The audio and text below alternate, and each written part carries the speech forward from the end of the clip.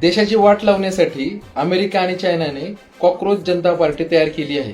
किती मोठा जोक आहे हा. आपल्याला वाट लावण्यासाठी बाहेरच्या लोकांची खरंच गरज आहे असं वाटतंय का? धर्माच्या नावाखाली आपण ज्या नद्यांना माता म्हणतो त्यात मेलेल्या माणसांची राख, हाडं, पानं, फुलं, दही, दूध सगळं टाकतो. नद्या घाण करतो. बांधलेले रस्ते पाण्याचा पाईप टाकण्यासाठी तोडतो.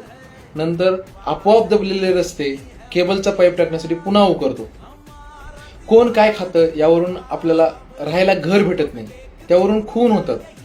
आपल्याकडे गाय, म्हैस, कुत्र, मांजर यांना इथल्या माणसापेक्षा जास्त महत्वाचं स्थान आहे.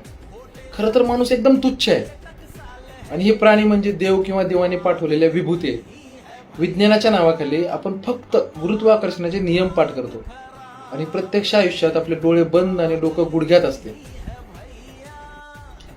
हे सगळं असताना आपली वाट लावण्यासाठी बाहेर देशांची गरज आहे का?